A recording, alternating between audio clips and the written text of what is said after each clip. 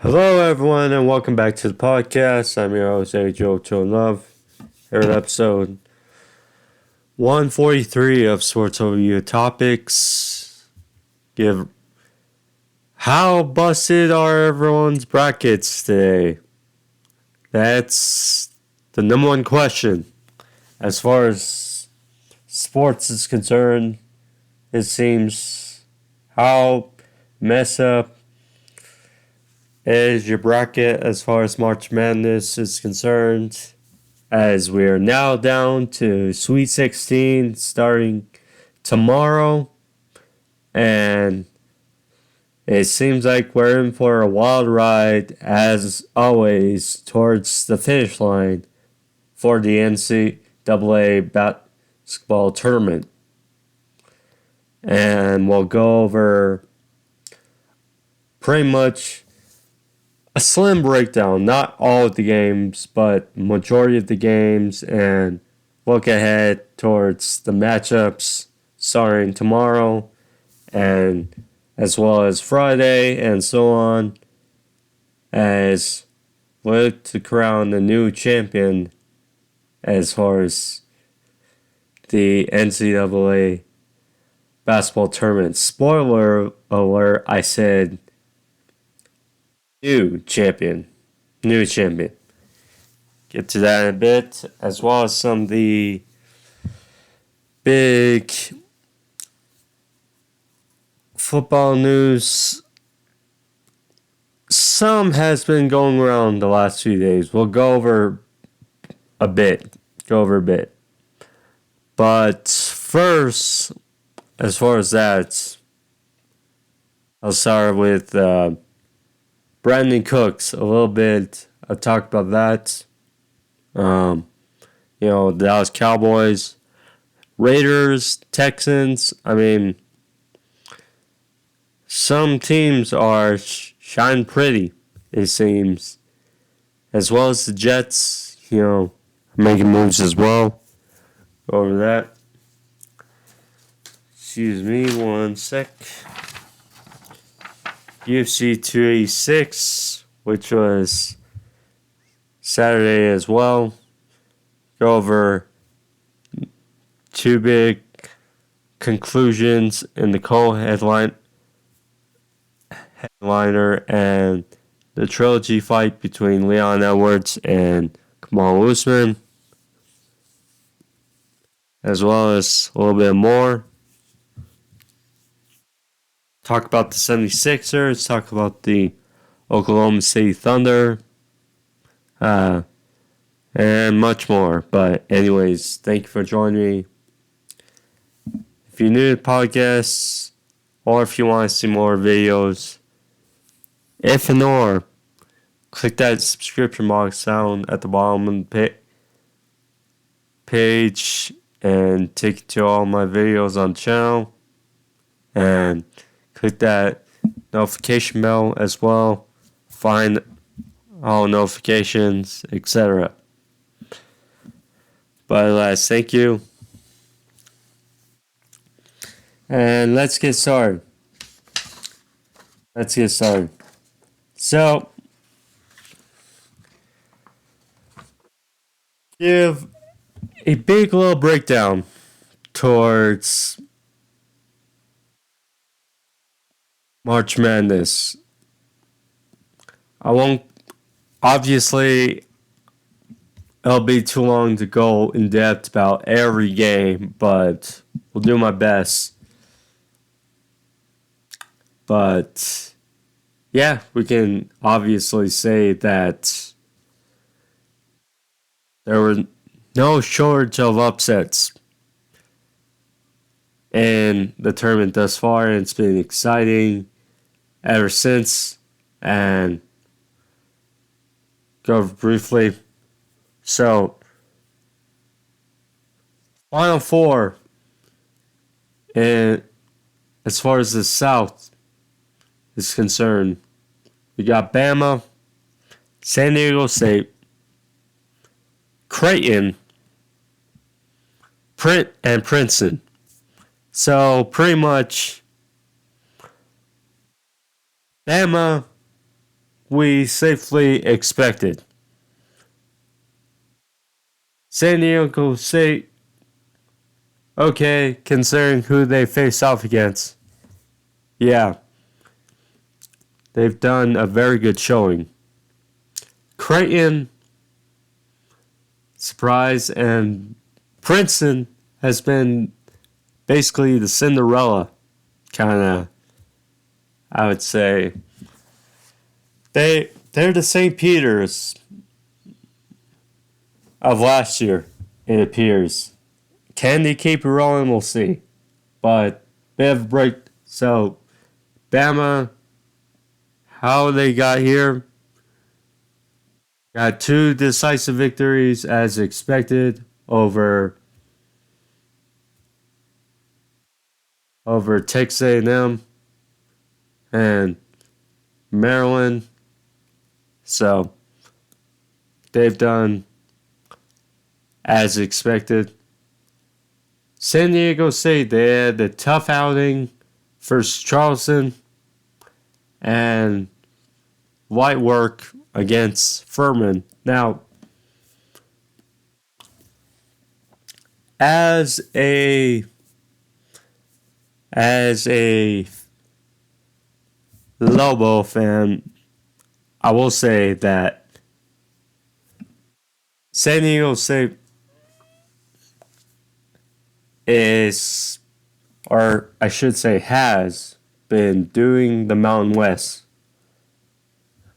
good thus far. Now, can they keep it going against Bama? We'll see, but they're definitely rolling. Definitely rolling. We'll see. Creighton. Now, they did the dicey job, but got done against NC State. And then, in an upset, took care of Baylor, who is ranked number 3, and they got done. Princeton, I mean,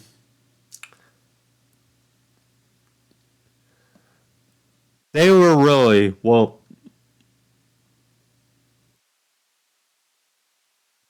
with Furman's outlandish defeat, first of all, against Virginia, that was really the starting domino.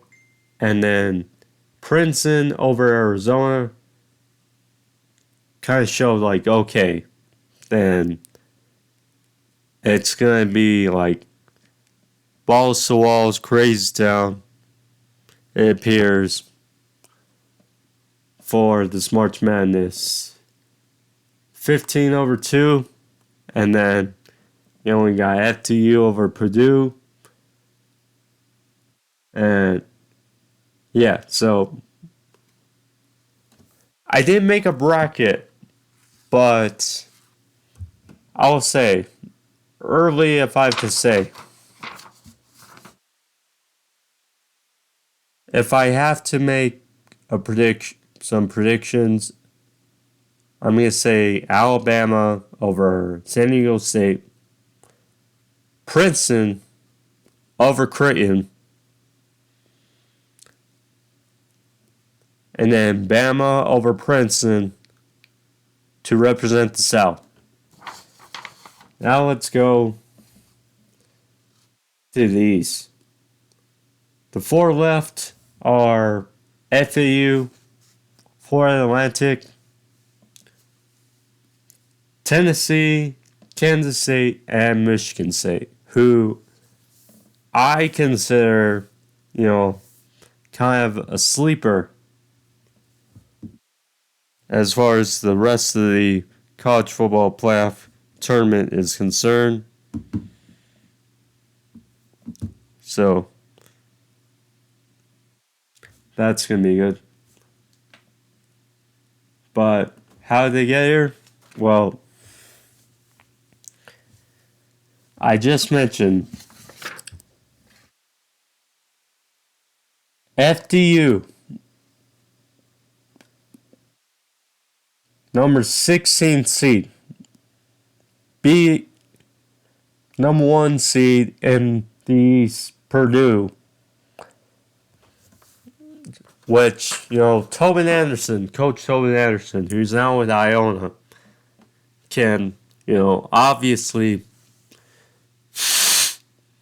that quote of him telling his team about Purdue is going to live on and live on, and they were able to back it up and beat Purdue. I mean, that was one hell of a feat. Although they couldn't. It was a very good game. Against FAU. But ultimately, FAU won after taking it over Memphis and then defeating FDU, coming off their big high, being Purdue. Now they go on to face Tennessee, who Tennessee is been basically a tough cookie, pretty much, so far this NCAA tournament, being Louisiana by 3, and then being basically the hottest team in college basketball, Duke, ending their 10-game win streak and beating them by 13 was certainly a feat, and now they seem in prime position to go to New York and see what they can do to represent the East. And it's going to be interesting. Kansas State. Now,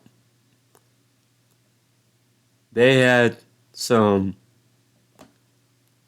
dicey but very good slaying, being Montana State and Kentucky on their route to facing a very good Michigan State team who, led by clipboard, whichever you want to call him, board-breaking Tom Izzo, coach of Michigan State. Obviously, they are like Tennessee, been playing very good defense, and, we'll see where they go. But they're an interesting feat as they face Kansas State. Now, like I said with South, I would say Tennessee and then Michigan State. And then I see Tennessee over Michigan State. Although Michigan State, setting the title, they're a sleeper. I could see that game going either way, but it's going to be fun. Then we get to the Midwest, which another fun series. Houston, number 1, has looked like number 1, taking out Northern Kentucky and Auburn. And they got a date with Miami. It's going to be a fun matchup. Miami, though, has also earned their way and taking part Drake, although Drake had their moments against Miami. And then Indiana, which was a back and forth game up until pretty much halfway towards the fourth quarter. And Miami rode the wave. Now, I will say, I think we can agree, Houston got away with it in their game versus Auburn. Auburn had plenty of tries at free throws, and they were unable to pretty much hit the free throws. And when you have 30 free throw attempts and you lose by 17, you're gonna have, and you're less than 50% on the night. That is certainly gonna get you thinking. Certainly thinking of what if. And if Houston, now, I don't think Miami's gonna miss that many free throws as Auburn. So if Houston gives up as many opportunities as Miami, like they did Auburn, they may be in some trouble. So that's keep in mind. Xavier has had a nice showing up until this point. Defeating Kennesaw State and then beating Pitt, who I thought was gonna have a better showing against Xavier, but I was wrong. Now, I'm still wanting to get more into college basketball, but nonetheless, Xavier got it done for its Pitt, and they go on and face Texas, and as Texas, had dominating showing against Colgate State, looked a bit rowdy versus Penn State, though, but they pulled away at the end, and should be fun. Should be fun.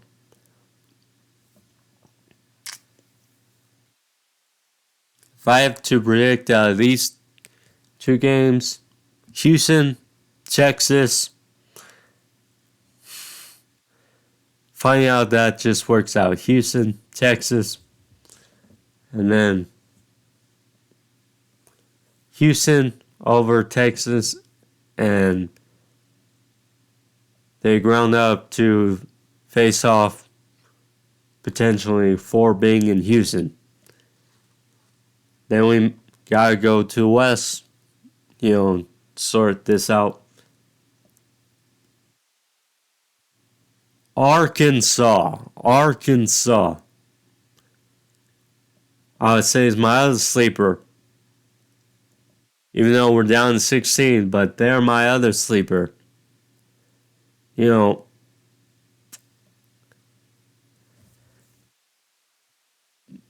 Triumphant against Illinois. Okay. And then you go up against the number one seed, the reigning NCAA basketball champs in Kansas, and you go toe to toe. You don't shy away from adversity. You keep it going, and back and forth, and you ultimately beat. It doesn't matter how you beat them. You won by one, okay. But Arkansas knocked out Kansas, and they're in the Sweet 16 against UConn, and it's going to be fun.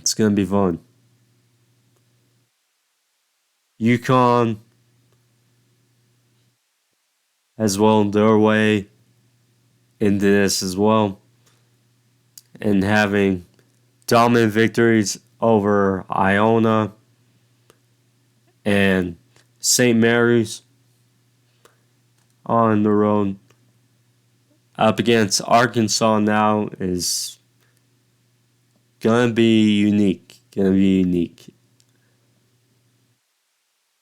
TCU, they fell to the advancing Gonzaga. The Zags, once again, they're there. Once again, as they're facing UCLA. The Zags took out TCU and Grand Canyon as UCLA took care of Boise's, or no wait, UNC, Asheville,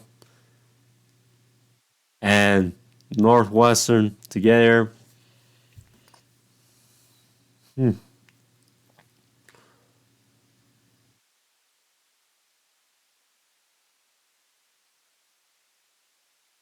I'm. These are interesting matchups. I may have to go with Gonzaga and I mean Arkansas and UConn seems like a pick'em game for me. Ultimately, I'm gonna go with UConn, but like I said, Arkansas.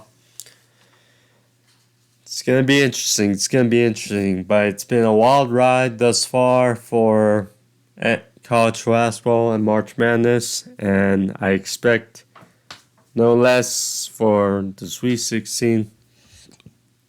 So we shall see.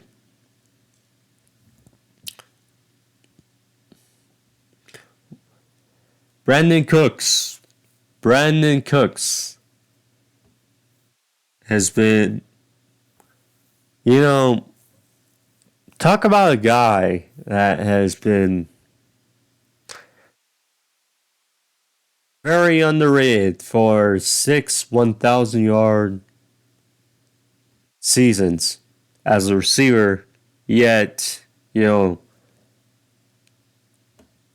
pretty much you can't find a permanent home, I think we could say.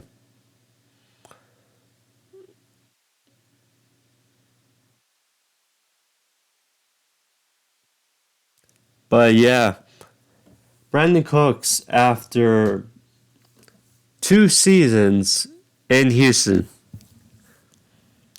now, or actually, wait, 3 seasons, I should say, 3, yeah. After 3 seasons in Houston, 2 of them 1,000 yards.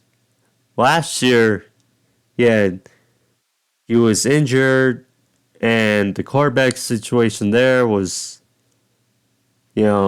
much to be desired. He still mustered 699 yards receiving. He's been traded to Dallas for a 5th and a 6th. Now, I must say for Dallas, they've been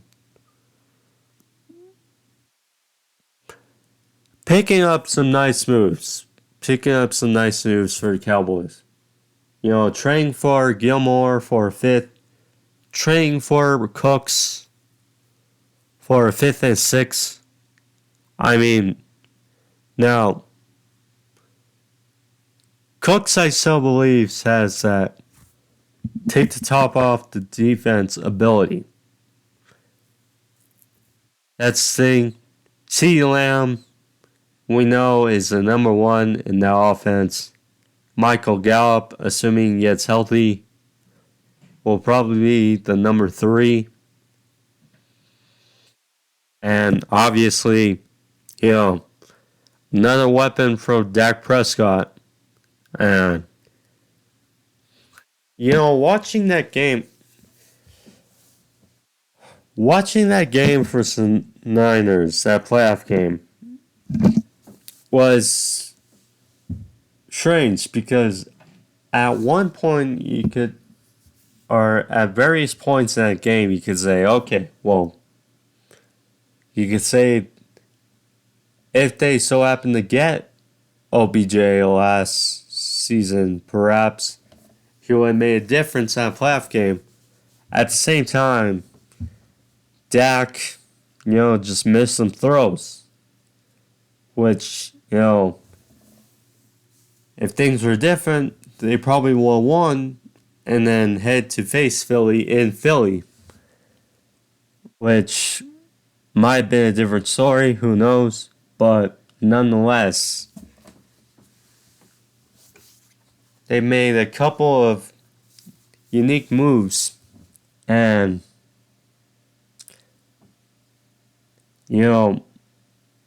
again, you don't know about Dallas. I will say some nice moves for the Cowboys. Now, is it gonna put them to that NFC title game, Super Bowl level? I don't know, because again, I still have questions about Dak and, Tony Pollard, his injury. I'm not sure, although they signed Ronald Jones. See how he factors in to it. But, yeah, certainly question. As far as the team that traded Brandon Cooks, some nice level moves they have made thus far in the offseason. And, kudos to them as, they signed Dalton Schultz. They signed Devin Singletary. Robert Woods. Trading for Shaq Mason to pair up with Laramie Tunsil on that O-line. And then at number 2, set to draft, a quarterback. They're doing what they can with Nick Caserio and DeMeco Ryans to make it as desirable as they can, it seems, for their next QB of the future. No matter who it is, but, get the QB right, it solves a lot of problems. So, we'll see, but I have liked what Texans have done thus far. The Raiders.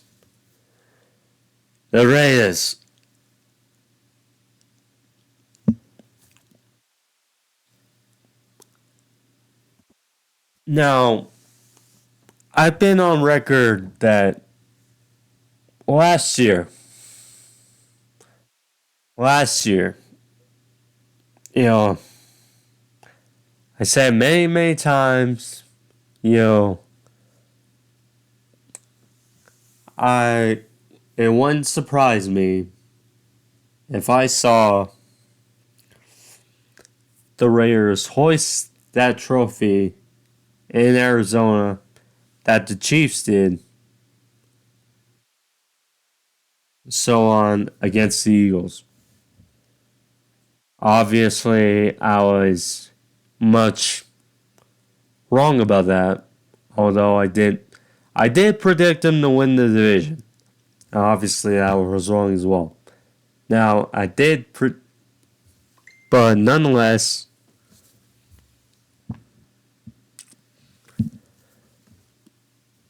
the Raiders with their, we can all agree with their weapons, they underachieved. There's no point about it.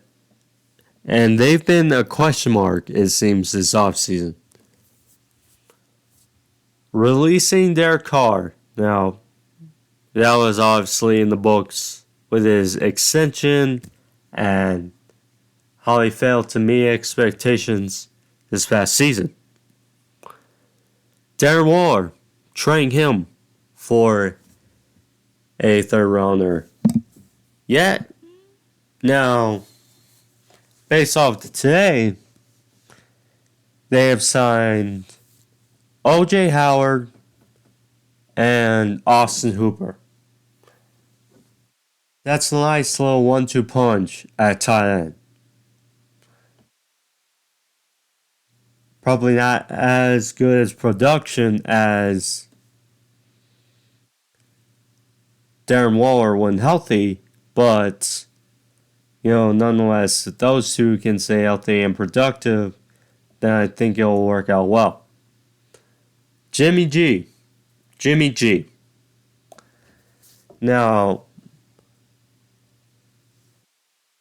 here's the thing.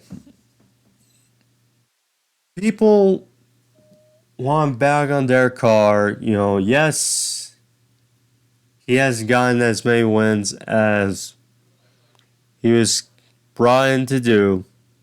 Yes, it's unfortunate his best season in 2016.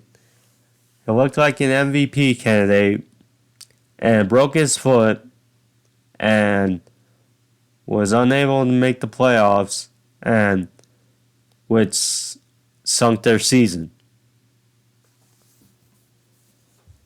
Now, he has not gotten to that form since. He's been good, but not to their expectations good. I mean, they made the playoffs 2 seasons ago.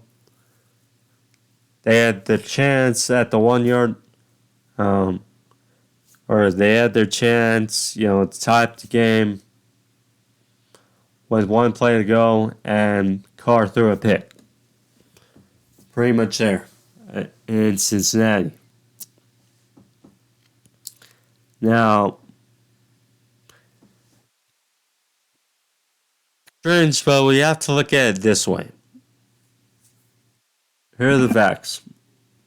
Jimmy G has obviously done really, really well in Frisco. He has a winning record there. He has a winning playoff record there. He has been to 2 NFC title games. Or 3 if you count last season. But nonetheless, and he's been to a Super Bowl. Now, cred. When they went to the Super Bowl, he wasn't really the main factor, but nonetheless, he was a good part in getting him there.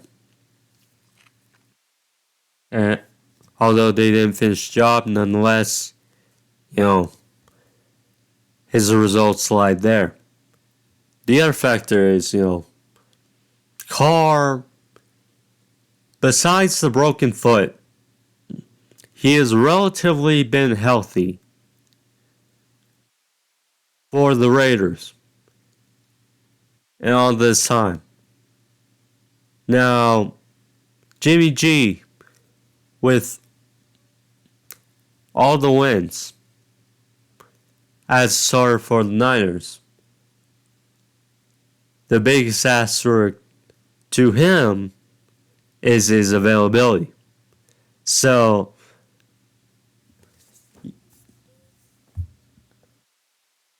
it's a weird trade-off because,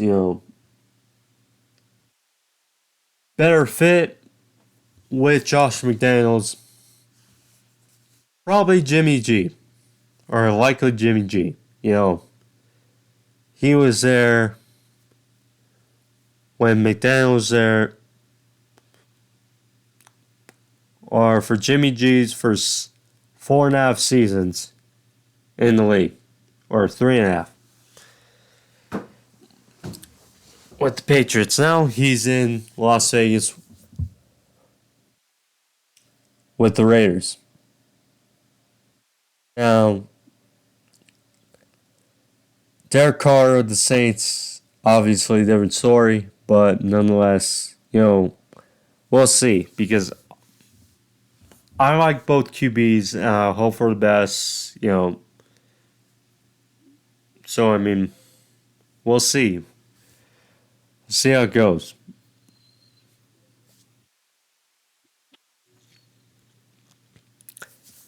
The Oklahoma City Thunder. The Oklahoma City Thunder are a team that's creeping. Now, the Western Conference is so weird this season. We obviously know that. The Western Conference in the NBA, you know, it's really a pick 'em when it comes to, I mean, the first four teams really seem like locked in. You got the Nuggets, you got either the Kings or the Grizzlies, and then you got the Suns. That's the way it seems. And it's like, okay, you got the Warriors, the Clippers, the Timberwolves, the Lakers, the Jazz. Now, I haven't checked the order. Well, I did a little bit prior, but nonetheless. You know what I mean? With that bunch of teams. The Mavericks, the Jazz, etc. So, I mean, very easily, it's like Clippers pretty much, if they take two steps back, they're going to be out of the playoffs. Not even in the play.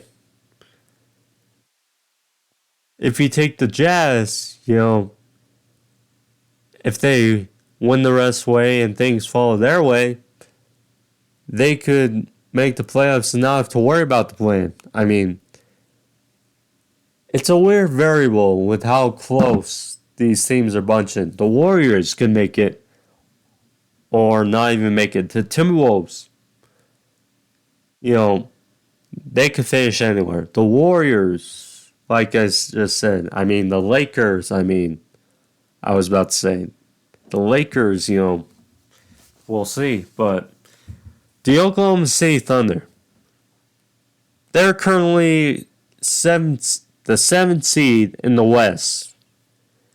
And they've been slowly climbing. But regardless of what happens, we do have to highlight that their young core has been doing well, and despite not having Chet Holmgren, the number 2 overall pick, they are making noise. And gonna set themselves up for the future. That's the way it seems. Because, you got Gilgeous-Alexander, Jalen Williams, Josh Giddey. Those three are 3 studs, and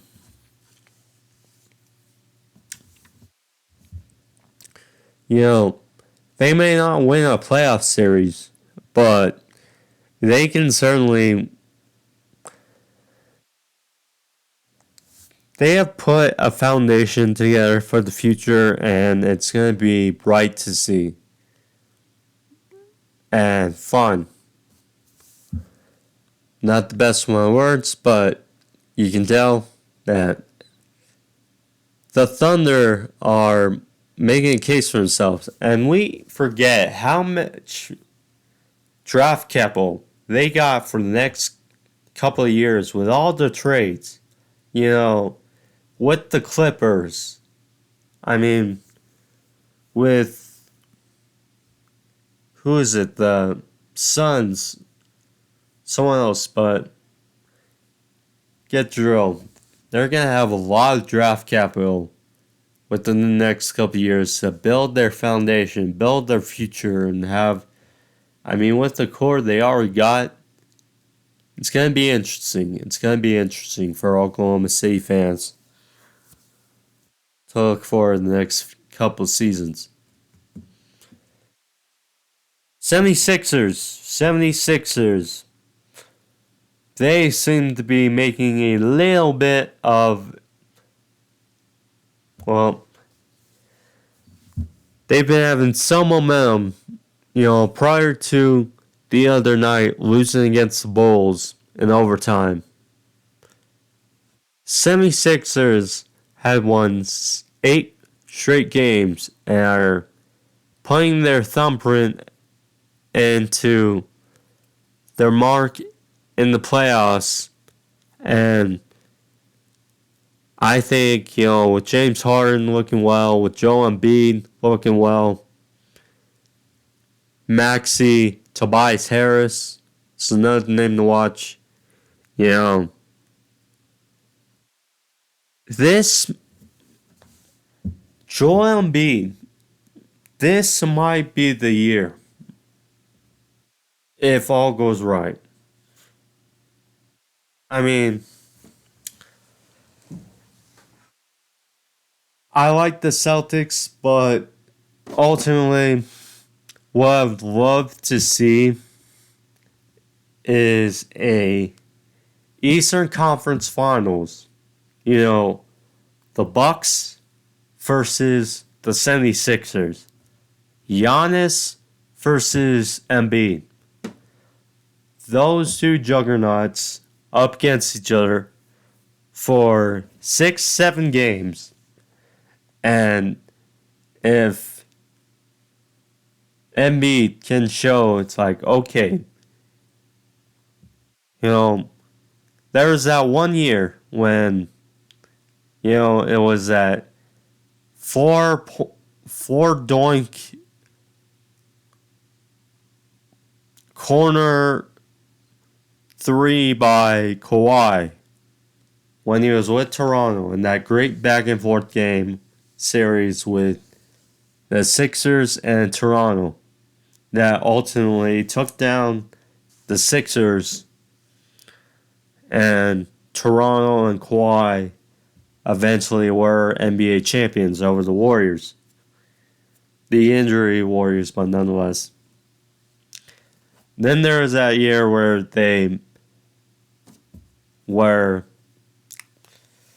Trae Young and the Hawks were on a hot streak, and they took over against the 76ers, and they weren't the same. 76ers have not met expectations, and this may certainly be the year where if all goes right. Especially with Giannis, I mean, you don't really know. You don't really know if he's 100%. I mean, you just don't really know with what's going on this season. But nonetheless, it's going to be fun. And the Sixers are certainly going to have a say about these playoffs, I think, this postseason. But nonetheless, that's what I have for the podcast today, guys. Hope you guys enjoyed it. If you did, leave a like, click that thumbs up, help out the video, help the channel. But alas, thank you all. Helping out for episode 143. I'll be back next week with episode 144. So look out for that. But nonetheless, thank you all. Be safe. I'm AJ, to love. Get out of here. Peace.